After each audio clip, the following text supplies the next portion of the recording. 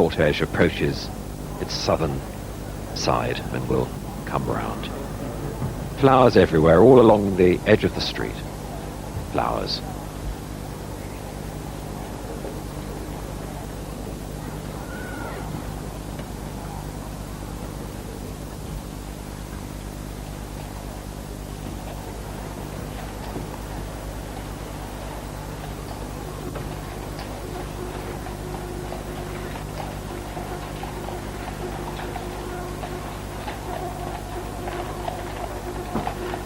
Wheeling around now, of course, in front of the Houses of Parliament. The Princess not afraid in recent times to speak out on things, but as she always said, I am a humanitarian, not a politician.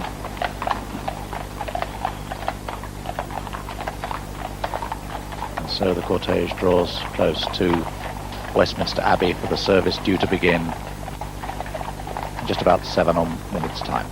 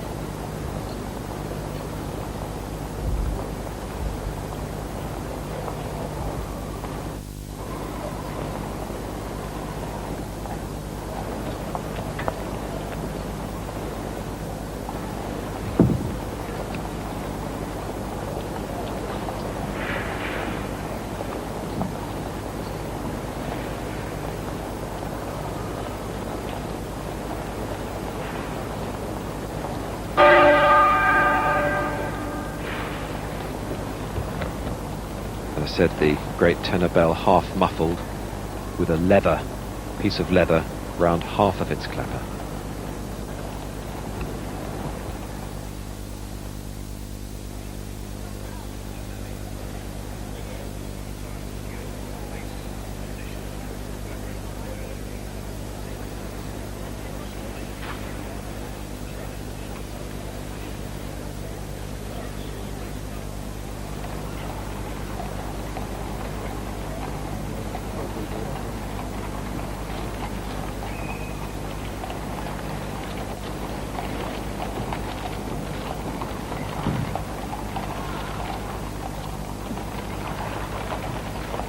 Those soldiers in their bearskins will shortly perform the most difficult task of their lives.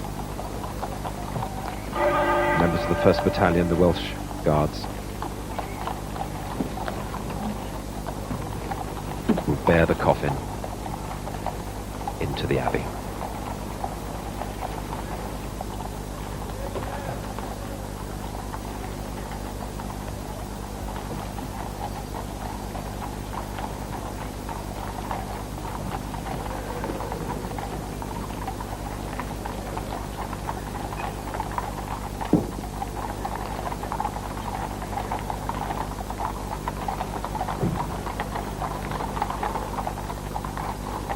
And when the coffin is lifted off the gun carriage, there the gun carriage's duties end and it returns to its barracks in St John's Wood.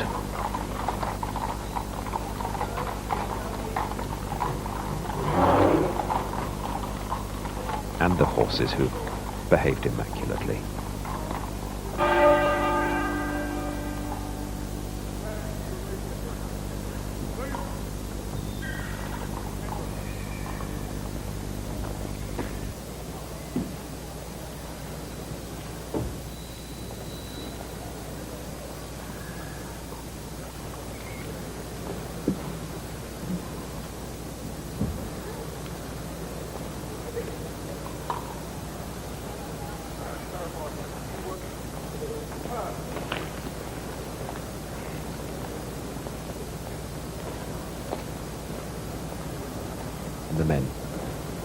Prince of Wales's company, which is the senior company of the 1st Battalion Welsh Guards, specially chosen for this onerous task. They're all over 6 foot tall, all of a similar height, and they've rehearsed this manoeuvre since they came together on Tuesday of this week.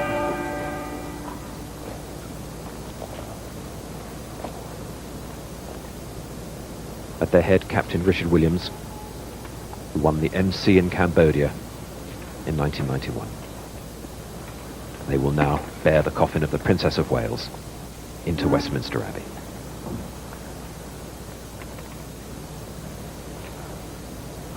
A coffin lined with lead, so heavy, and the eyes of the world are on these men.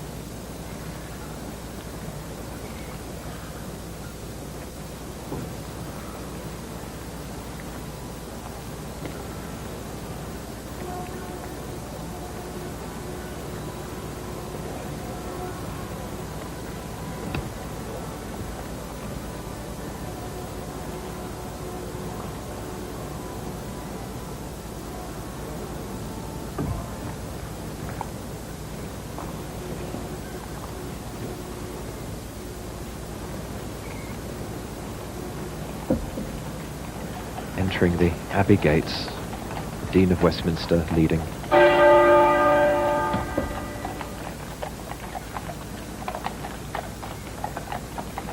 And the chief mourners behind.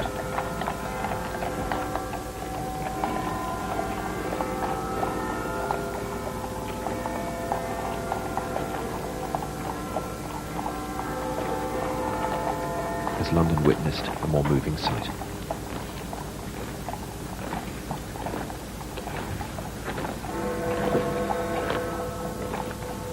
Background, Big Ben strikes 11.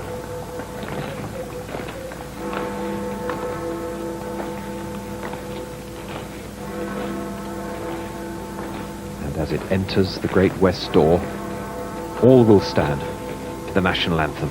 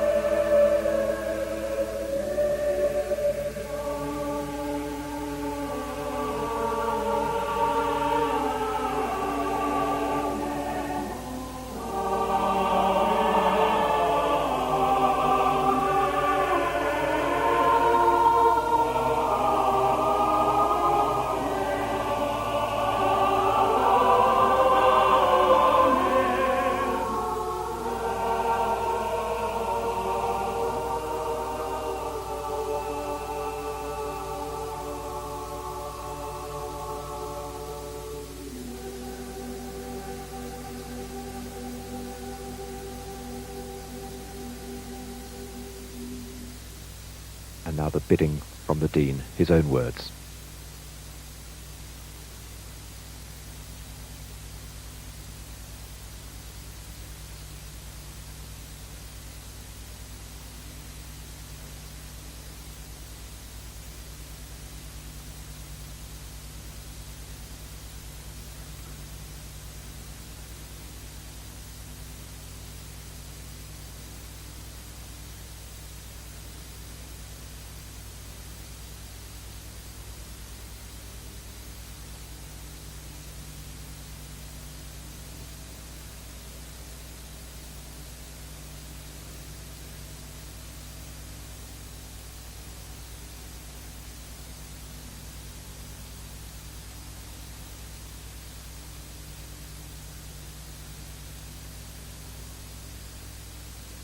We are gathered here in Westminster Abbey to give thanks for the life of Diana, Princess of Wales, to commend her soul to Almighty God, and to seek his comfort for all who mourn.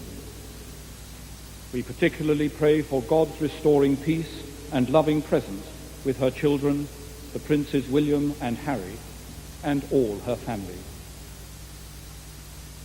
In her life, Diana profoundly influenced this nation and the world. Although a princess, she was someone for whom, from afar, we dared to feel affection, and by whom we were all intrigued. She kept company with kings and queens, with princes and presidents, but especially we remember her humane concerns and how she met individuals and made them feel significant. In her death, she commands the sympathy of millions. Whatever our beliefs and faith, let us with thanksgiving remember her life and enjoyment of it.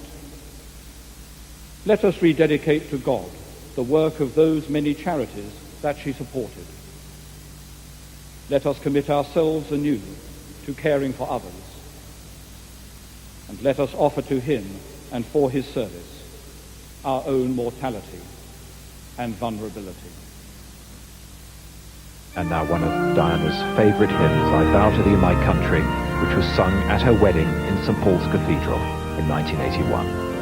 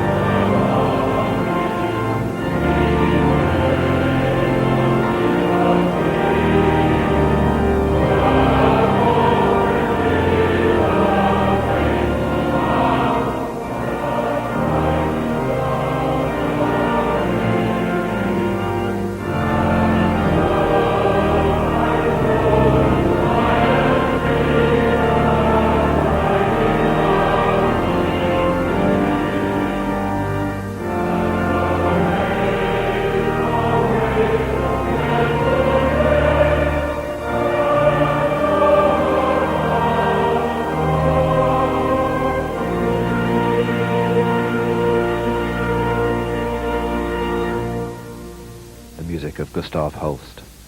Lady Sarah McCorquodale, the eldest of the Spencer sisters, now reads a poem specially chosen for Diana. If I should die and leave you here a while, be not like others, sore undone, who keep long vigils by the silent dust and weep. For my sake, turn again to life and smile, nerving thy heart and trembling hand to do something to comfort other hearts than thine. Complete these dear unfinished tasks of mine, and I, perchance, may therein comfort you. And now one of Britain's great sopranos, Lynn Dawson, will sing the aria.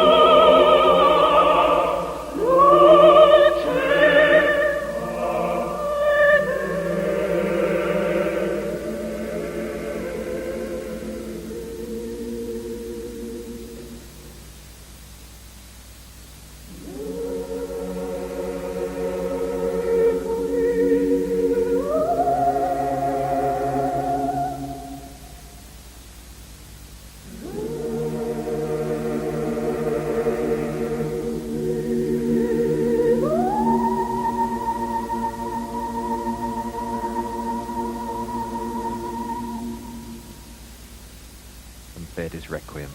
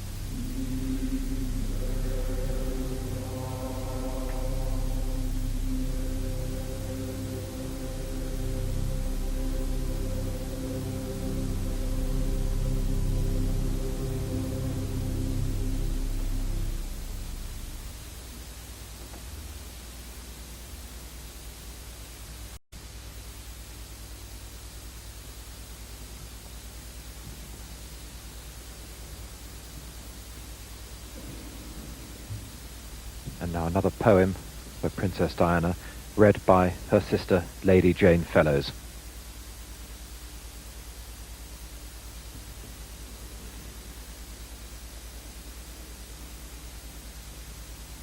Time is too slow for those who wait, too swift for those who fear, too long for those who grieve, too short for those who rejoice.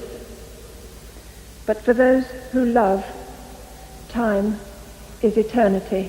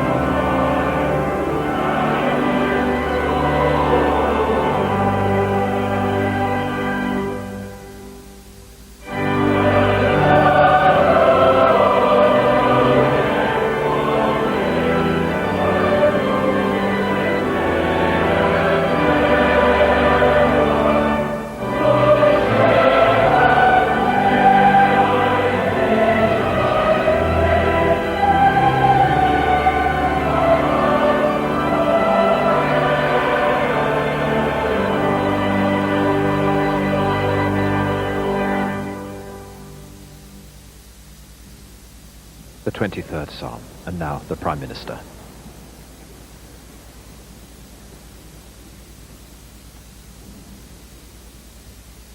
Though I speak with the tongues of men and of angels, and have not love, I am become as sounding brass or a tinkling cymbal. And though I have the gift of prophecy, and understand all mysteries and all knowledge, and though I have all faith so that I could remove mountains, and have not love, I am nothing. And though I bestow all my goods to feed the poor, and though I give my body to be burned, and have not love, it profiteth me nothing. Love suffereth long, and is kind. Love envieth not, love vaunteth not itself, is not puffed up, doth not behave itself unseemly, seeketh not her own, is not easily provoked, thinketh no evil, rejoiceth not in iniquity, but rejoiceth in the truth. Beareth all things, believeth all things, hopeth all things, endureth all things. Love never faileth. But whether there be prophecies, they shall fail. Whether there be tongues, they shall cease. Whether there be knowledge, it shall vanish away.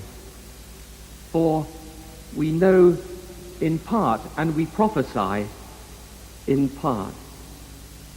But when that which is perfect is come, then that which is in part shall be done away. When I was a child, I spake as a child, I understood as a child, I thought as a child. But when I became a man, I put away childish things. For now we see through a glass darkly, but then face to face. Now I know in part, but then shall I know even as also I am known. And now abideth faith, hope, love, these three, but the greatest of these is love.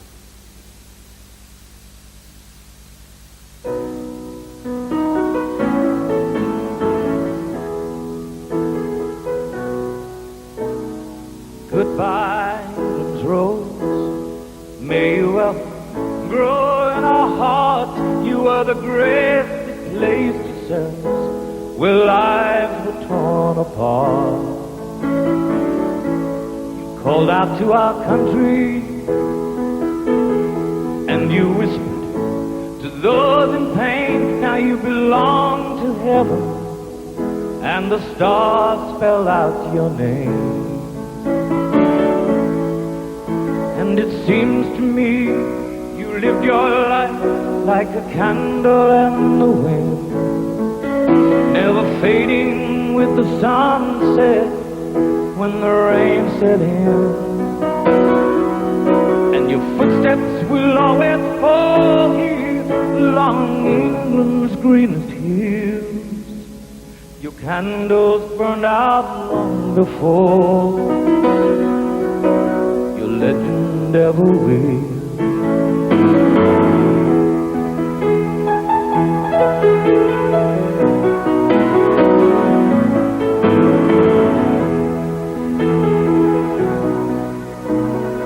Loveliness we've lost, those empty days without your smile, this torch we'll always carry for our nation's golden child. Even though we try The truth brings us to tears, all our words cannot express the joy you brought us through the years. And it seems to me you've lived your life like a candle in the wind, never fading with the sunset when the rain set in. And your footsteps will always fall here along England's greenest hills. The candles burned out long before your legend ever will.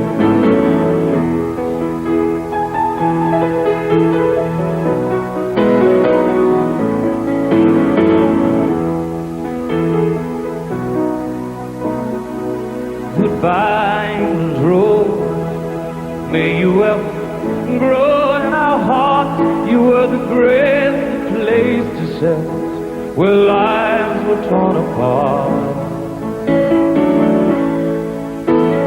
Goodbye, English road, from a country lost without your soul, who missed the wings of your passion more than you will ever know. And it seems to me you've lived your life like a candle in the wind, never fading with the sunset when the rain set in. And your footsteps will always follow you along England's greenest hills. Your candles burned out long before your legend ever will.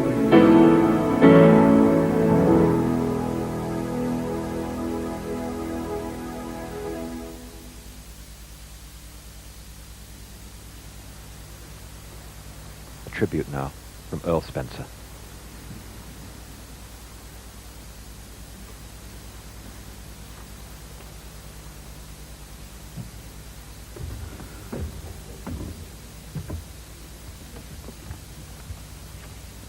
I stand before you today, the representative of a family in grief, in a country in mourning, before a world in shock.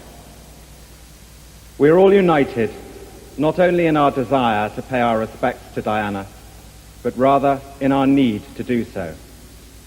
For such was her extraordinary appeal, that the tens of millions of people taking part in this service all over the world, via television and radio, who never actually met her, feel that they too lost someone close to them in the early hours of Sunday morning. It is a more remarkable tribute to Diana than I can ever hope to offer her today. Diana was the very essence of compassion, of duty, of style, of beauty. All over the world, she was a symbol of selfless humanity, a standard bearer for the rights of the truly downtrodden, a very British girl who transcended nationality, someone with a natural nobility who was classless, and who proved in the last year that she needed no royal title to continue to generate her particular brand of magic. Today is our chance to say thank you for the way you brightened our lives, even though God granted you but half a life. We will all feel cheated, always, that you were taken from us so young. And yet we must learn to be grateful that you came along at all. Only now you are gone do we truly appreciate what we are now without. And we want you to know that life without you is very, very difficult. We have all despaired at our loss over the past week. And only the strength of the message you gave us through your years of giving has afforded us the strength to move forward. There is a temptation to rush to canonize your memory. There is no need to do so. You stand tall enough as a human being of unique qualities, not to need to be seen as a saint.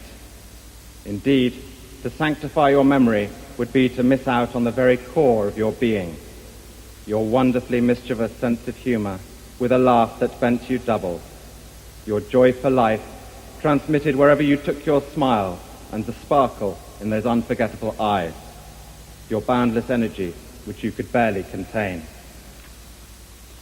But your greatest gift was your intuition, and it was a gift you used wisely. This is what underpinned all your other wonderful attributes. And if we look to analyze what it was about you that had such a wide appeal, we find it in your instinctive feel for what was really important in all our lives. Without your God-given sensitivity, we would be immersed in greater ignorance at the anguish of AIDS and HIV sufferers, the plight of the homeless, the isolation of lepers, the random destruction of landmines. Diana explained to me once that it was her innermost feelings of suffering that made it possible for her to connect with her constituency of the rejected. And here we come to another truth about her.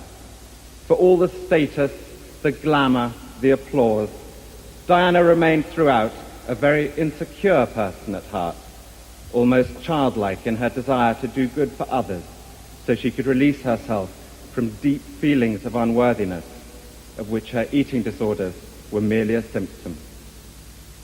The world sensed this part of her character and cherished her for her vulnerability, whilst admiring her for her honesty. The last time I saw Diana was on July the 1st, her birthday, in London, when typically she was not taking time to celebrate her special day with friends, but was guest of honor at a fundraising charity evening. She sparkled, of course, but I would rather cherish the days I spent with her in March, when she came to visit me and my children in our home in South Africa. I am proud of the fact that, apart from when she was on public display meeting President Mandela, we managed to contrive to stop the ever-present paparazzi from getting a single picture of her. That meant a lot to her. These were days I will always treasure. It was as if we had been transported back to our childhood, when we spent such an enormous amount of time together, the two youngest in the family. Fundamentally, she hadn't changed at all from the big sister who mothered me as a baby, fought with me at school, and endured those long train journeys between our parents' homes with me at weekends.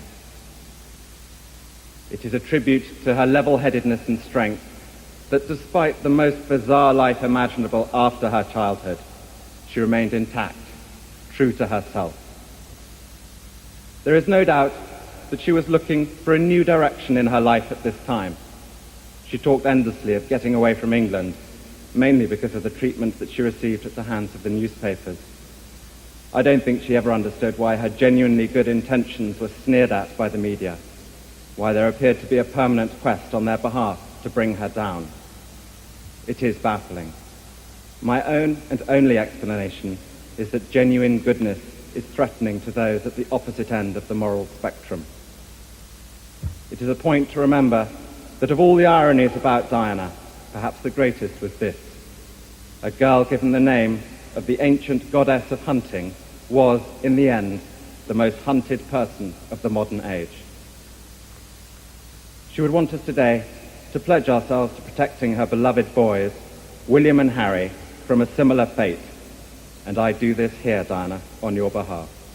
We will not allow them to suffer the anguish that used regularly to drive you to tearful despair.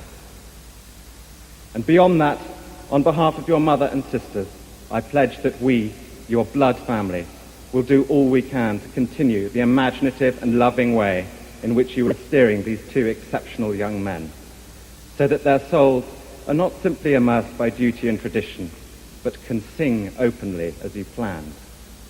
We fully respect the heritage into which they have both been born, and will always respect and encourage them in their royal role. But we, like you, recognize the need for them to experience as many different aspects of life as possible, to arm them spiritually and emotionally for the years ahead. I know you would have expected nothing less from us. William and Harry, we all care desperately for you today. We're all chewed up with sadness at the loss of a woman who wasn't even our mother. How great your suffering is, we cannot even imagine. I would like to end by thanking God for the small mercies he's shown us at this dreadful time, for taking Diana at her most beautiful and radiant, and when she had joy in her private life. Above all, we give thanks for the life of a woman I'm so proud to be able to call my sister, the unique, the complex, the extraordinary and irreplaceable Diana, whose beauty, both internal and external, will never be extinguished from our minds.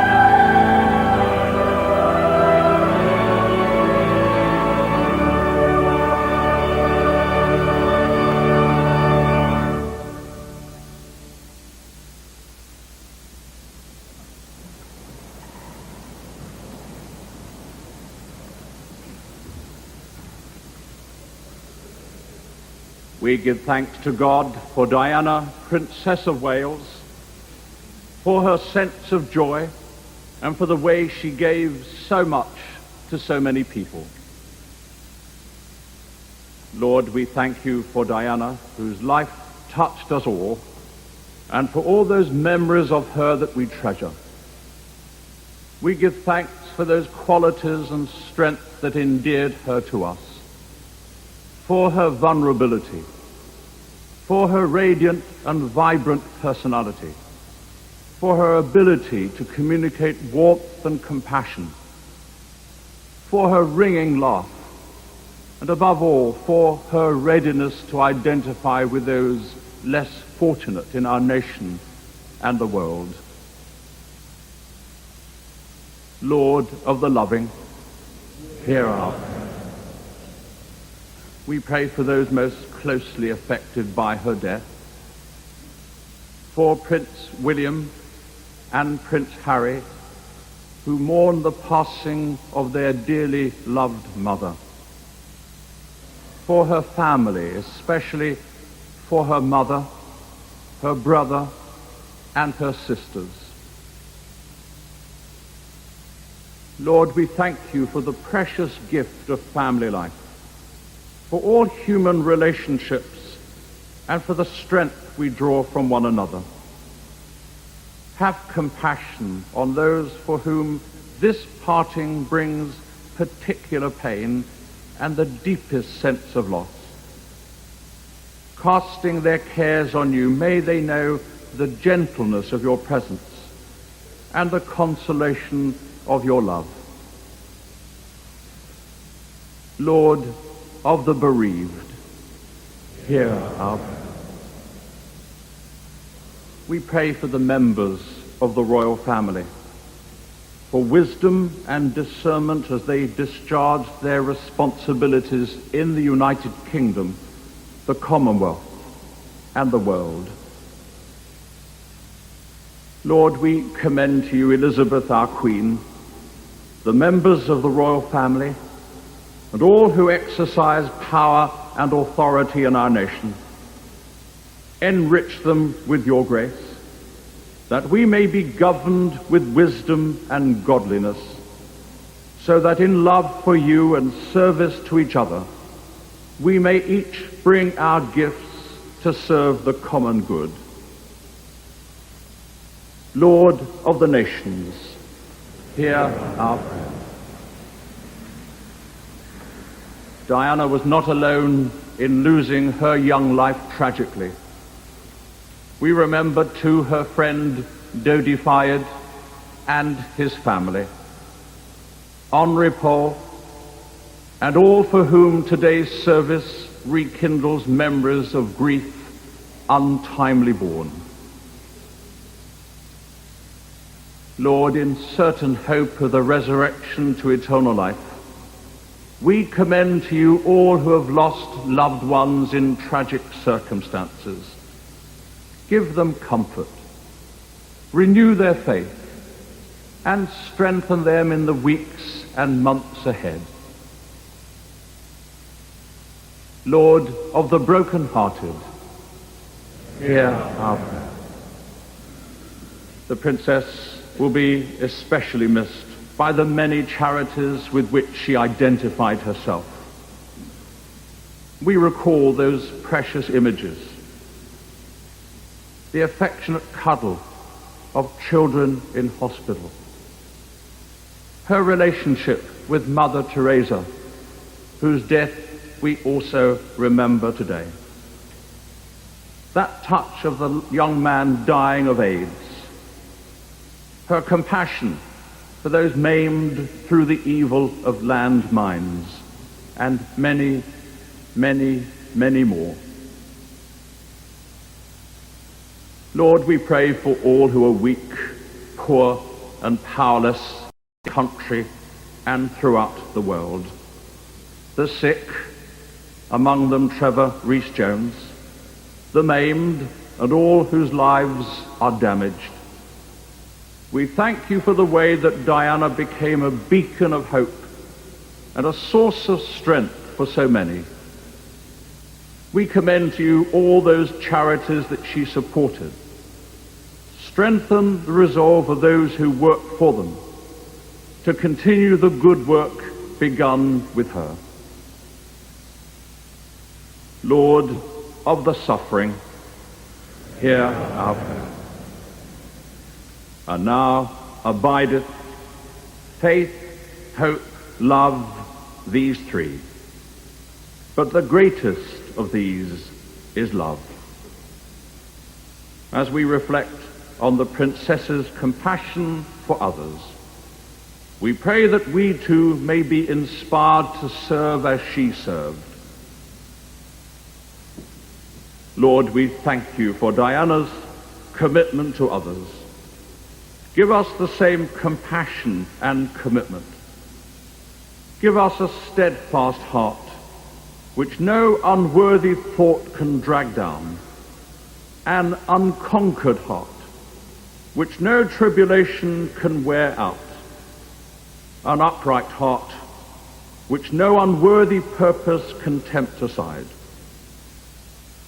Grant us, O Lord, understanding to know you, diligence to seek you, wisdom to find you, and a faithfulness that may bring us to your eternal kingdom. Lord of the compassionate, hear our prayer.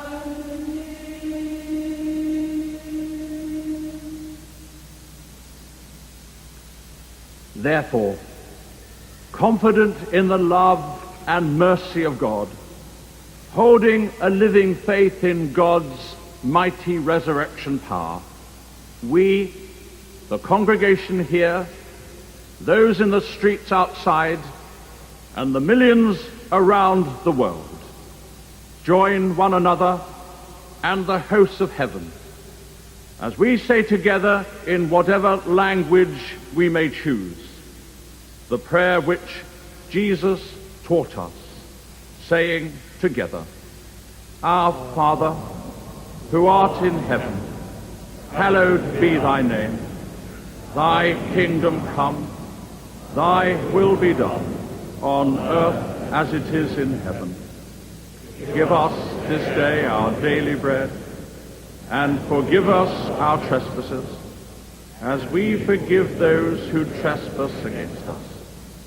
And lead us not into temptation, but deliver us from evil. For thine is the kingdom, the power, and the glory, forever and ever. Amen.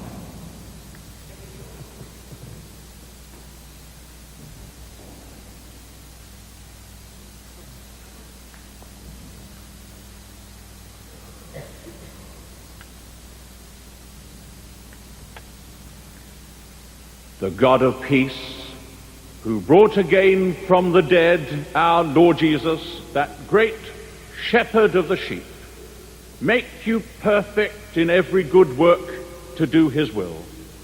And the blessing of God Almighty, the Father, the Son, and the Holy Spirit be with you and all you love, now and forevermore. Amen.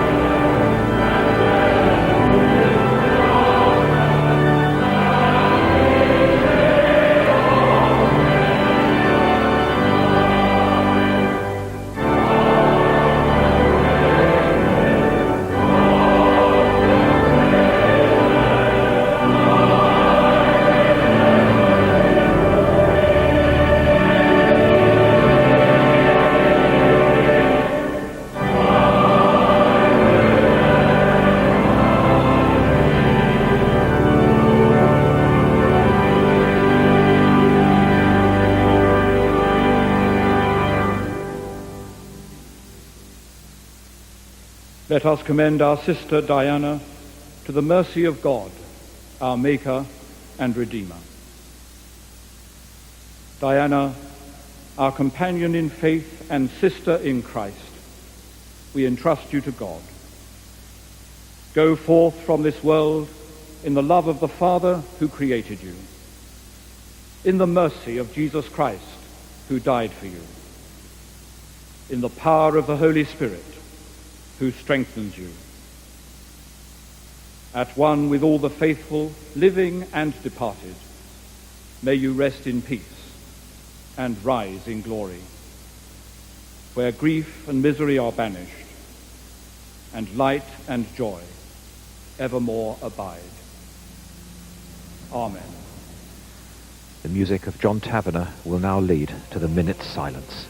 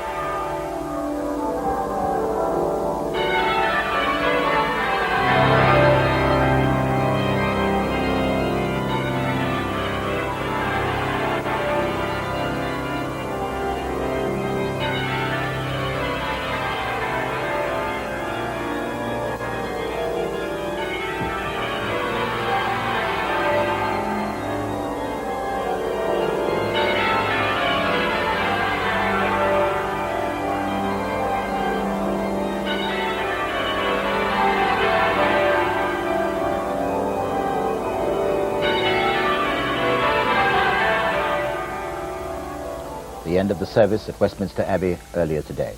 It was a service without parallel, the end of a day without parallel. With me still, our royal correspondent Nicholas Owen.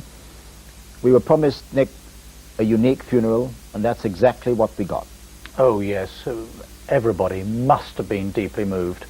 The tone was so right, Trevor, from absolutely everybody, from young children delightedly tossing flowers onto the hearse on that final journey, to the thousands upon thousands on the streets crying and applauding, to the Princes William and Harry walking behind the coffin along with their father, Prince Charles, their uncle Spencer and the Duke of Edinburgh. It was a fantastic combination of the expected and the unexpected. Over the last week, we've been trying to get the measure of just who this woman, Diana, Princess of Wales, was. Today, in a more formal setting, others had the chance. Yes, on Wednesday, I went to see the very Reverend Dr. Wesley Carr. He was the man who conducted today's service, and he showed me the words of his bidding, his address to the service. And I said to him, did you write those? I mean, did anybody tell you what to do? Did you consult anybody about them? No, he said, these are my own words. And in part he said, although a princess, she, Diana, was somebody for whom, from afar, we dared to feel affection, and by whom we were all intrigued. Oh yes, we were all intrigued. Nicholas Owen, thank you very much indeed. We're now nearing the end of our program. Just a reminder that I'll be back with a news program at 6 o'clock. Then at 9, I'll be presenting a special hour-long program, reflecting and reporting on the events of this momentous day. But now, as the formal grieving draws to a close at Althorpe, there'll be private thoughts and private tears shared by Diana's family. In a moving and forthright address to the congregation and to the world, her brother Earl Spencer promised to honor Diana's memory by protecting her sons, her beloved boys. His words summed up the mood of the country over the last week. She had, he said, a natural nobility. She needed no royal title to generate her particular brand of magic. She was unique, complex, extraordinary, and irreplaceable.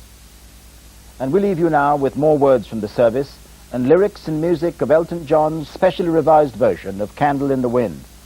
After that, we shall leave on your screens for a minute the pictures of the island in Althorpe Park, which will be the final resting place of Diana, Princess of Wales.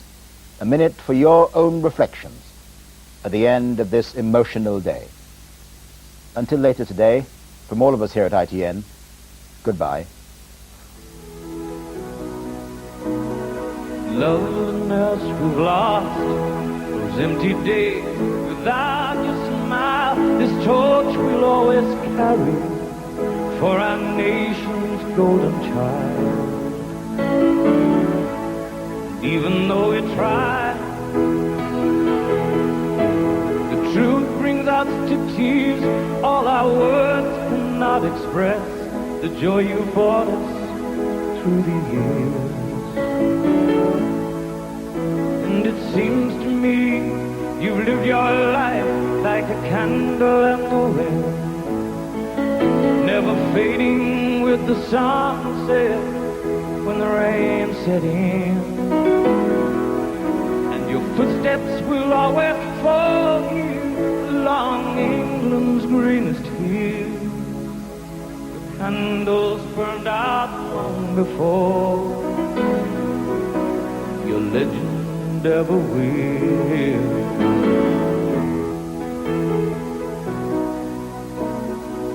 Goodbye, England's rose, may you ever grow in our hearts. You were the greatest place to set where lives were torn apart. Goodbye, English road, from a country lost without your soul, who missed the wings of your passion more than you will ever know. And it seems to me you've lived your life like a candle in the wind, never fading with the sunset when the rain set in. And your footsteps will always follow you along England's greenest hills. Your candles burned out long before and ever will.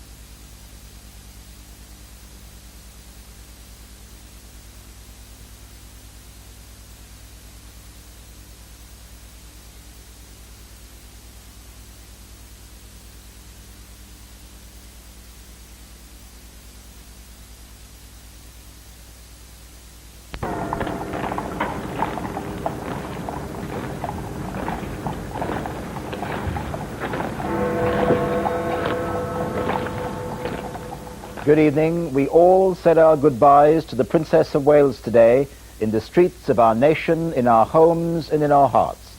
And we said it with flowers, a host of them, strewn across the entire funeral route as the coffin passed. The family had requested a unique funeral for a unique lady, and so it was. In addition to the flowers, applause for the cortege. She was, of course, the people's princess, but she had another name too, and a card at the top of the coffin spelled that out. It was addressed to Mummy. The day had its controversy, an apparent attack on the royals and the media by Earl Spencer at the service. Colin Baker begins our series of extended reports.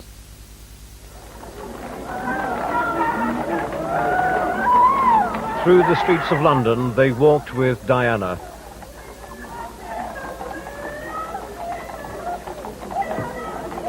Taking a sleeping princess to a place of peace and quiet, to rest for all time. And as she had been with the people, so they now were with her, never straying from her side on this, the last day.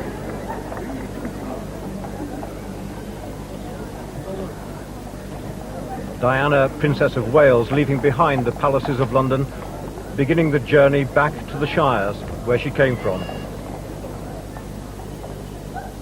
Diana going home, all too soon.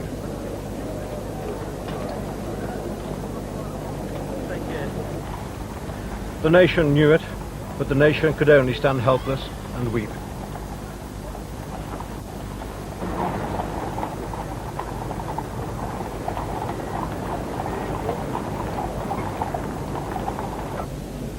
The royal standard was draped over the coffin, borne on a gun carriage, and drawn by horses from the King's Troop Royal Horse Artillery. 3 floral tributes on top, including one from her brother, Earl Spencer, and one from a young boy, Prince Harry. Through Apsley Gate, normally opened only for the sovereign, the escort of 12 Welsh guardsmen took their princess slowly towards Constitution Hill and Buckingham Palace. The people moved to silence, and beneath the late summer's sun, a pall of sadness hung heavy.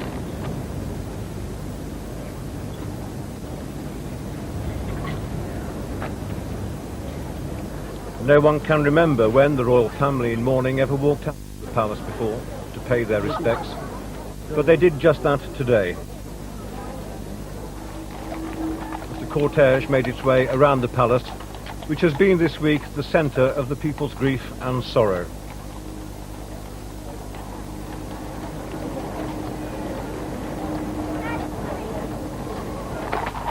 A few hundred yards away down the Mall, close by St James's Palace, Diana's brother, her 2 sons, Prince Charles and the Duke of Edinburgh, were drawn slowly by the sound of hooves to join the cortege.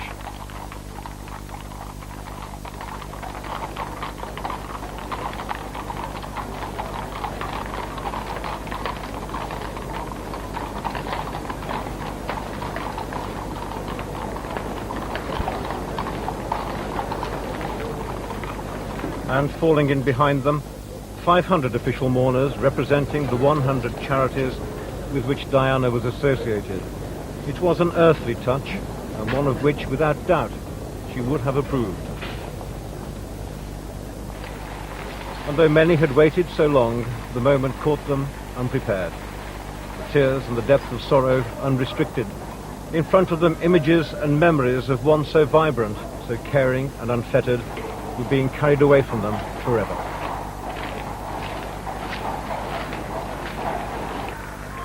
Diana touched all worlds without discrimination, and so, from around the world, they came for this last opportunity to say goodbye. Hillary Clinton, Tom Hanks, Steven Spielberg, Tom Cruise and his wife Nicole Kidman, and Imran Khan with his wife and Diana's friend Jemima. Elton John, who was to sing, was there with George Michael. The Prime Minister Tony Blair was with his wife Cherie.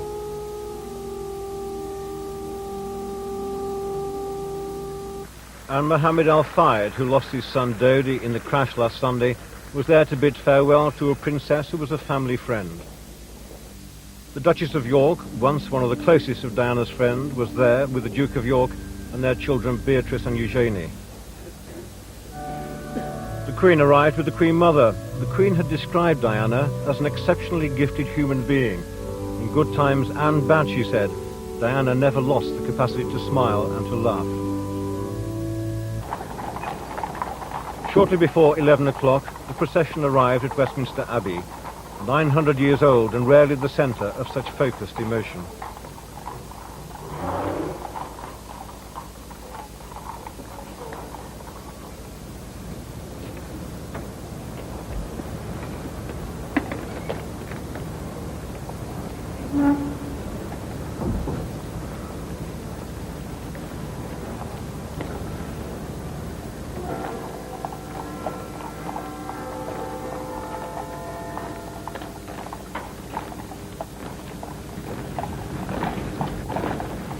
And as Big Ben signalled the 11th hour, Diana was carried into the Abbey.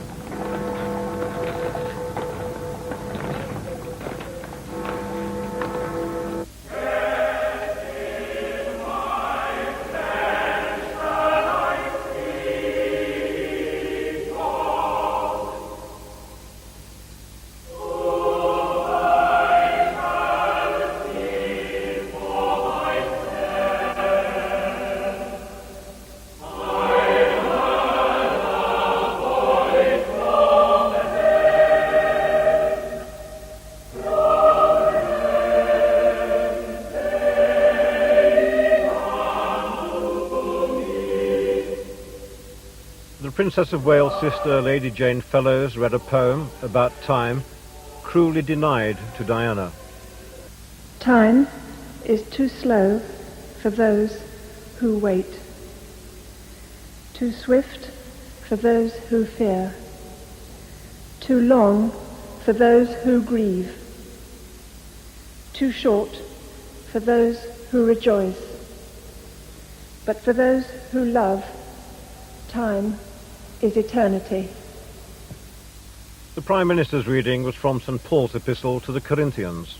And now abideth faith, hope, love, these three.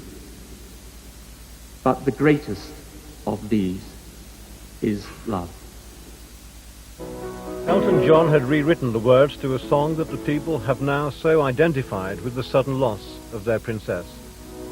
Goodbye, England's road. May you ever grow in our hearts. You were the great place to set where lives were torn apart. Goodbye, English road, from a country lost without your soul, who missed the wings of your compassion more than you will ever know. And it seems to me you've lived your life like a candle in the wind, never fading with the sunset when the rain set in. And your footsteps will always fall here along England's greenest hills. Your candles burned out long before. Your legend ever will.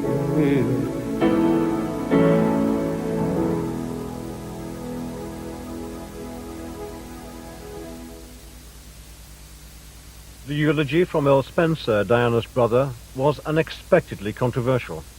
Diana was the very essence of compassion, of duty, of style, of beauty. All over the world, she was a symbol of selfless humanity, a standard bearer for the rights of the truly downtrodden, a very British girl who transcended nationality, someone with a natural nobility who was classless, and who proved in the last year that she needed no royal title to continue to generate her particular brand of magic. And here we come to another truth about her. For all the status, the glamour, the applause, Diana remained throughout a very insecure person at heart, almost childlike in her desire to do good for others, so she could release herself from deep feelings of unworthiness, of which her eating disorders were merely a symptom. But I would rather cherish the days I spent with her in March, when she came to visit me and my children in our home in South Africa. I am proud of the fact that, apart from when she was on public display meeting President Mandela, we managed to contrive to stop the ever-present paparazzi from getting a single picture of her. That meant a lot to her. There is no doubt that she was looking for a new direction in her life at this time. She talked endlessly of getting away from England, mainly because of the treatment that she received at the hands of the newspapers. I don't think she ever understood why her genuinely good intentions were sneered at by the media, why there appeared to be a permanent quest on their behalf to bring her down. It is baffling. My own and only explanation is that genuine goodness is threatening to those at the opposite end of the moral spectrum. It is a point to remember that of all the ironies about Diana, perhaps the greatest was this: a girl given the name of the ancient goddess of hunting was, in the end, the most hunted person of the modern age. She would want us today to pledge ourselves to protecting her beloved boys, William and Harry, from a similar fate. And I do this here, Diana, on your behalf. We will not allow them to suffer the anguish that used regularly to drive you to tearful despair. And beyond that, on behalf of your mother and sisters, I pledge that we, your blood family, will do all we can to continue the imaginative and loving way in which you were steering these two exceptional young men, so that their souls are not simply immersed by duty and tradition, but can sing openly as you planned. We fully respect the heritage into which they have both been born, and will always respect and encourage them in their royal role. But we, like you, recognize the need for them to experience as many different aspects of life as possible, to arm them spiritually and emotionally for the years ahead. I know you would have expected nothing less from us. In the parks, where tens of thousands had just heard the speech relayed, there was applause. It spread and rolled from the parks through the streets and was heard in the Abbey. And there it ignited a flame which swept through the aisles and the benches. It was spontaneous, and it came from those who knew Diana best, her friends.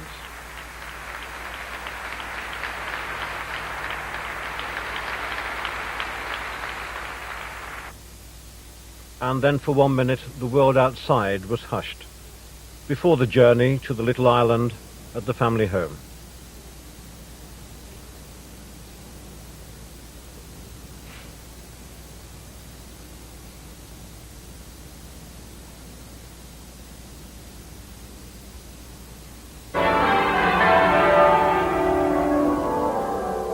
It was a spell broken only by the bells of the Abbey.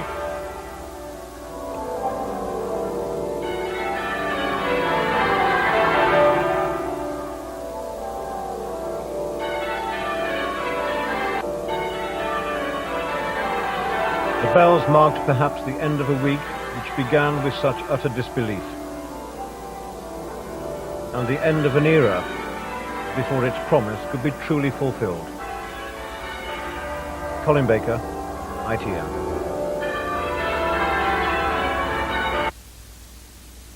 The incredible strength of feeling for the princess continued after the funeral service, as the cortege slowly made its way through the streets of North London for the journey back to Althorpe in Northamptonshire. Hundreds of thousands of people lined the route to bid the princess farewell. The crowds continued as the cortege joined the motorway, and they showered it with flowers as it passed by. Penny Marshall reports.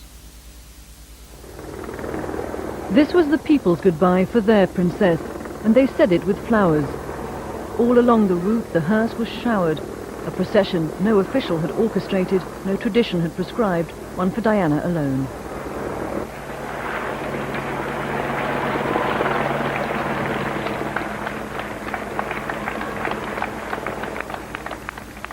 There was silence save for applause as the hearse nudged its way through the banks of mourners.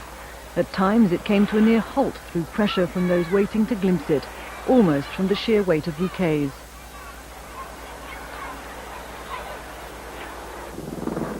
Far away from the royal palaces now, the princess was passing right through the heart of London's suburbs, right to the heart of the crowds.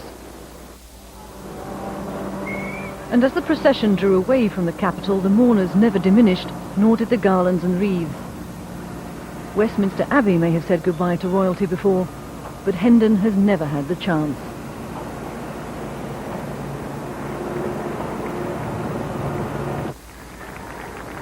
Turning towards the M1 at Brent Cross, London's crowds were preparing to let their princess go, back to her childhood home in the country, 50 miles north.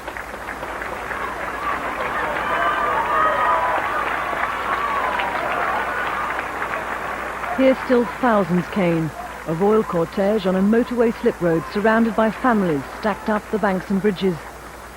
In life, Diana had touched unlikely and unloved places.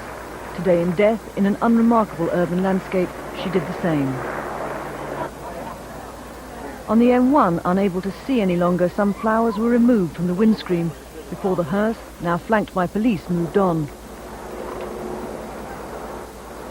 But still on the motorway there was more. More flowers and more mourners, snaking forward off the hard shoulder and pressing onto the carriageway as traffic on the southbound section stood still.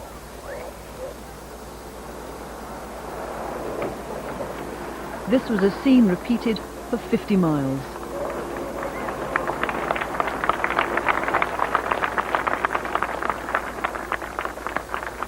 Diana, Princess of Wales, was without her family on this section of her final journey northward, but the people were with her every step of the way.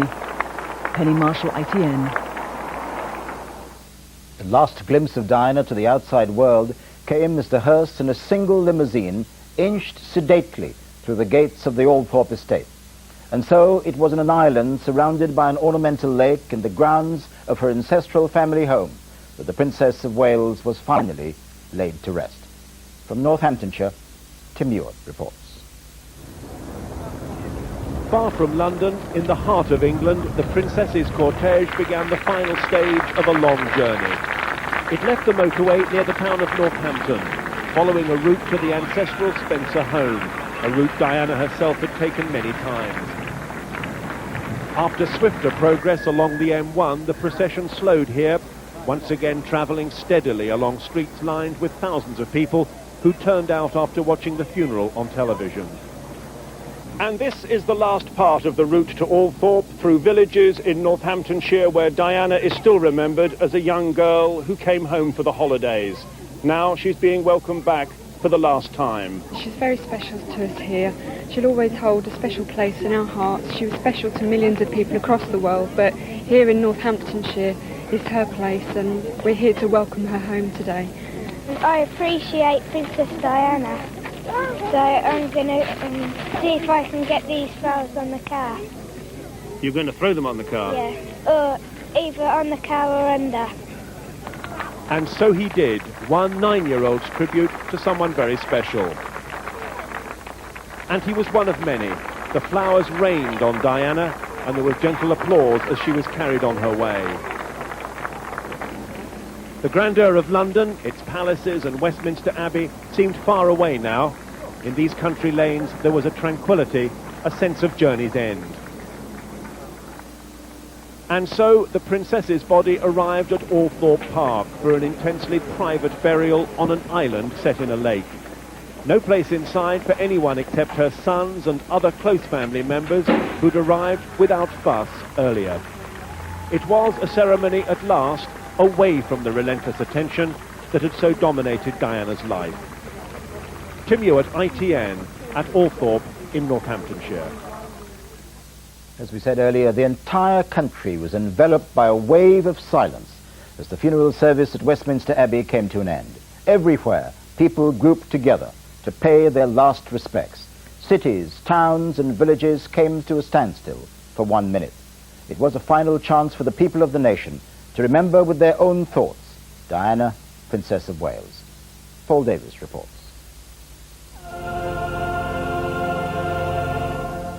As the service ended and the music faded, the people paid their last tribute to their princess.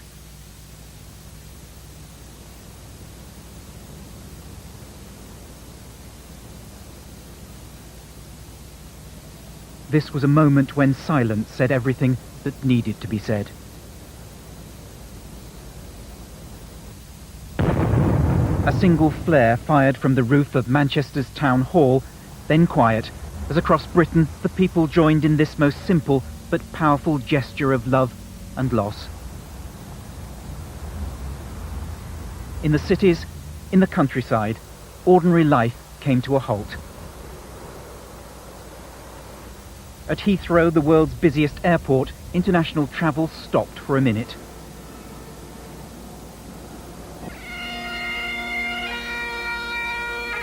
After the silence, a lament.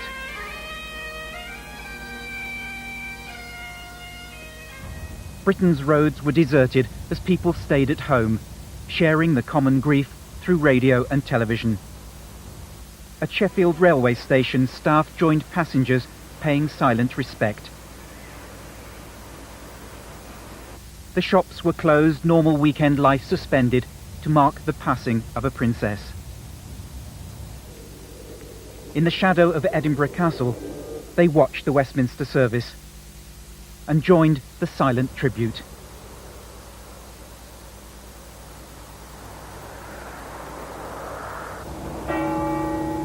In Belfast, where they've had more than their share of grief, today the two communities were united in sadness.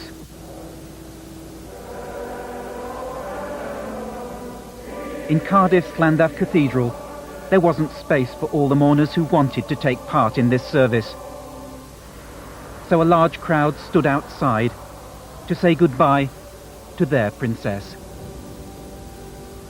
Paul Davis, ITN. More than 1 million people poured into central London to pay a final tribute to the princess. Almost every square inch of the route to Westminster Abbey was packed with crowds. Many were openly demonstrative about their grief. Thousands had waited all night. They were cold and tired, but they were determined to be there. John Draper reports. It was like the weekday rush hour, yet this was the London Underground at dawn. Tens of thousands poured into the capital to join those who'd camped out overnight at Westminster Abbey. From across the land, they'd come to say goodbye. Just to pay respect. Brought the children down from Bishop Auckland, County Durham, and this is what we want to do. But it was only when the cortege made its way through central London, here at Buckingham Palace, taking the people's princess on her final journey, that the princess's people began fully to take in their loss. I didn't realise that I'd feel as bad as I actually did when it went past. Yeah, I mean, you couldn't help but cry when she came back. Yeah. I mean, it was so simple, the casket, the flowers on the casket, very appropriate for her. The Union flag flew for the first time ever at Buckingham Palace.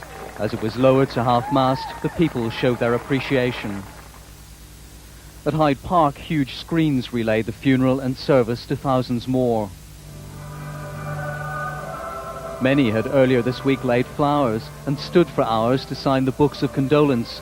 Now it was just too much. As mourners left Westminster Abbey, one of the princess's personal advisors, Lord Mishcon, summed up their thoughts. If only things had been different, what a queen we would. She never became queen, but she'll always be the people's princess. John Draper, ITN. A day of immense sadness was tinged with controversy. Earl Spencer, in a moving and forthright tribute to his sister, attacked the media and appeared to be critical of some aspects of the royal way of life. Steve Scott reports. A remarkable tribute producing a remarkable reaction. A standing ovation in Hyde Park, applause that spread like a wave of support to Westminster Abbey, where mourners inside joined in. Earl Spencer has never disguised his hatred for the British press, but his feelings on his sister's life in the royal family and his anger when her title was taken away from her may have surprised many. It was exactly what should have been said, and it was said in a controlled way. He said it was sentiment, he said it was compassion. It was real. Real for Diana, the ever-present camera lens. Wherever she went, whatever she did, Earl Spencer has pledged to protect the two princes, Harry and William, from being hunted like their mother. Again, in the short term, the press are going to be very, very, very careful because they do not wish, no one in the press wants to be associated with greater unhappiness for these boys at a time of extraordinary personal pain. But long term, I mean, I think these concerns are legitimate. And in a veiled attack on the royal way of life, the Earl vowed to ensure the princes wouldn't end up immersed in duty and protocol. I'm absolutely certain that he will find sympathy and support for those views from the royal family, and particularly from the boy's father, from Prince Charles. But Prince Charles's biographer finds the timing of the Earl's words inappropriate. I think today should have been about the love that we all felt for Diana. I don't think it should have... it wasn't the time to talk about the criticisms or the discord or the unhappiness that has surrounded this whole event. His address may have reopened wounds just healing, but it has also concentrated a nation's mind on two young royals and how they should not suffer in the same way their loving mother did. Steve Scott, ITN. Later this evening, I'll be presenting a special program looking back on the remarkable day. That's Farewell to a Princess here on ITV, starting at 9. Just as the death of President Kennedy stunned one generation, so the death of Diana, Princess of Wales, stunned another. We all remember where we were and what we were doing when we heard the news. We'll remember it forever. It's scarcely credible that only this time last week the princess was still alive, and the events which led up to today were still to unfold. Tonight she's back home after a unique day in our nation's history, a unique funeral for a unique lady. Goodbye, England's rose, may you ever grow in our hearts. You were the greatest place to set where lives were torn apart. Goodbye, English road, from a country lost without your soul, who missed the wings of your compassion more than you will ever know. And it seems to me you've lived your life like a candle in the wind, never fading with the sunset when the rain set in. And your footsteps will always fall here along England's greenest hill. Your candles burned out long before your legend ever will.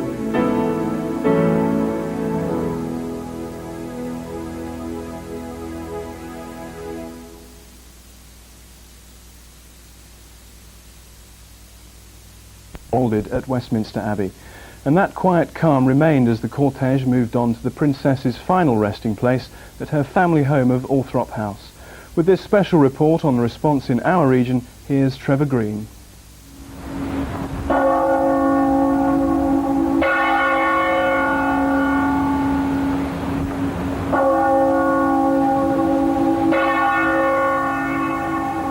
As the City of London was blessed with sunshine, the northwest mourned under cloudy skies.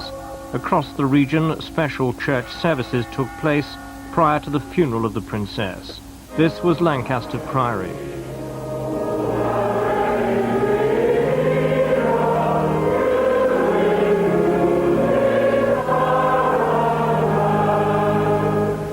around the northwest there were simple services of homage to Diana. This one in the street of a special housing project she once visited. Take care of William and Harry, protect them from loneliness, and make sure, like us, they have neighbours around them to love them. Every step I take, every move I make, every single day, every time I pray, I'll be missing you. These children from the Freedom of Choice cooperative housing development sang their own adaptation of a well-known pop song. The Princess of Wales came here in November 1995. I feel so sorry. Did you meet Diana? She come to this cruise ship and she went to the women's hospital and my sister went to see her, shook her hand. What did you think of her? She's a very special woman. People say she's the Queen of Hearts. She made us feel relaxed. She went to all the children, to all the mums. She wanted to know about them. She touched the kids' heads. She wanted to know about things that normally people wouldn't ask you. How did you form to the kids? How you doing in school? And to meet a princess to the kids was unbelievable. And she certainly was a princess. She was one in life and in death, most definitely. Streets were deserted almost everywhere as people stayed mostly indoors watching the service on TV or listening to the radio. Large TV screens were set up in shopping centres. And tears as these elderly patients in Wythenshawe Hospital watched the moving pictures of Diana's funeral on their TV and observed the 1-minute silence.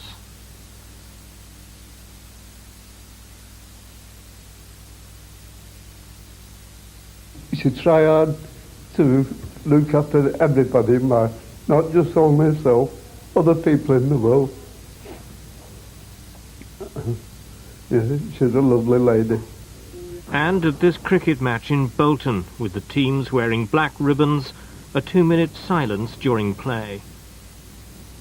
On the train at 11:50 there was a minute silence, so I think it's been widely respected across Liverpool and across the whole UK.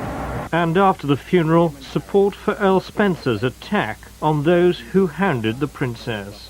It encapsulated just the very essence of what I myself, and I can tell the whole nation feels. It was very, very powerful, extraordinary speech, a very brave one. A chill autumn breeze blew around the Anglican Cathedral in the port of Liverpool, where buses, taxis and the Mersey ferries ceased operating for 5 minutes at 11 a.m.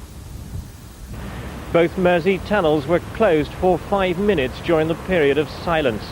It's now just after midday and the whole region is beginning to return to normal, with shops and pubs opening their doors, as the country begins to come to terms with life without Diana, the Princess of Wales. It was also a day when remembrance was shared by others who'd lost loved ones. On Merseyside there was a special service for families whose husbands and brothers died in Britain's worst merchant shipping disaster. They paid tribute to Diana and to the courage of her sons William and Harry. Simon Day reports. The imposing parish church of Our Lady and St Nicholas facing Liverpool's famous waterfront. Families gathering to commemorate 44 crew members who died when the bulk carrier the MV Derbyshire sank in 1980. The biggest single loss during peacetime in British maritime history. A day also to share a nation's sorrow. The nation mourns the tragic loss of Princess Diana. Our hearts go out to her love. The fact that Princess of Wales campaigned about the landmine to save lives, and we're campaigning to save seafarers' lives, makes us the same. One former MP says Liverpool's seafaring past means many empathise with the tragedy facing Diana's family, especially her 2 sons. There can be a certain degree of cynicism about royal family, but undoubtedly there has been right throughout the country a great deal of sympathy for what's happened as far as Diana is concerned. And I think that there's empathy as far as that is concerned with the people of Liverpool. The events across our region today. We're back tomorrow with our first news bulletin at 12:20. For now, from Granada News, good evening. I'll leave you with some reflections on the day.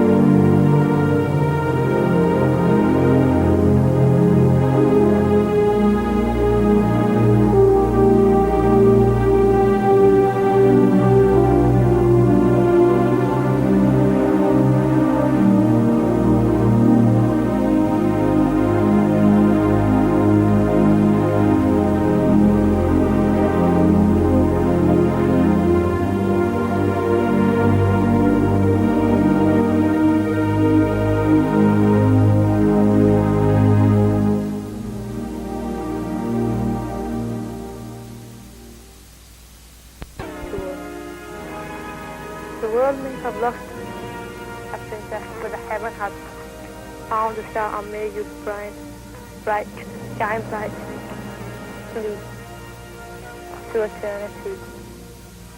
May you rest in peace. Thank you. Be with you. Yes, Mustafa. Diana and Dodie, gone but never forgotten. Diana, now you shine your light side by side with God, looking after all our children up in heaven. From Groupie Fish Shop in Leicester. Diana was a saint. She helped different charities. We'll never forget her. My heart goes out to her sons and family. Stephen Cowan. 29 McCready Street, Clydebank. To the Queen of Hearts, from DJ Terry. I hope you are in a better place. You will always be in our hearts. Rest in peace. Thank you. Diana, you are the queen of our hearts. You'll always be the queen of our hearts. From the Cody family. Hello, my name is David Pickering. I'm calling from Huddersfield in West Yorkshire. I'm sorry about Princess Diana. I couldn't believe it when I heard the news on Sunday morning. I still can't, so I'm just very sorry. Bye. Your hearts may be broken, but in time they will heal. A life not forgotten and a love so unreal. Our deepest sympathy to you all. From Mrs. Shambrook and family. Thank you. Diana, a heart of gold stopped beating, to smiling eyes at rest. God broke our hearts to prove to us that he only takes the best. From Betty and Bill Roberts, Wallingham. Although I say that I miss her, I idolised her, and there'll never be anyone who can replace her. She's irreplaceable, that's how I feel. God bless you, Diana. Hope you sleep in peace now. Goodbye, Diana. Rest in peace at last. We will miss you. Jim Pollard. Goodbye, Diana. God bless you. We will always love you. And we'll look after you, boys. Good night, sweetheart. Thank you for everything. We'll always miss you. Thank you. Yeah, I'm a Mrs. Faulkner. I've got 7 children. We all love Di very, very much. We watched all her movements on the telly, read all about her in the papers, and we're all very, very hurt. Hard for us to understand, but death just does come to us all. But we really did love Di, and we did really respect Di. I'm a disabled person, and I would have loved to go and sign the book of condolences in London. Diana, you brought us love and joy. The best way we can thank you and celebrate your life is to follow your example of giving. Together we might create enough light to brighten the darkness left by your tragic death. Thank you.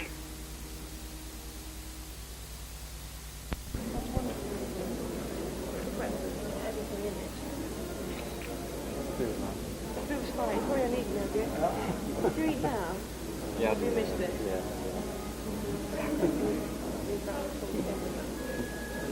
Give it down to You're not going to walk down something like that? We can't stand No, I didn't.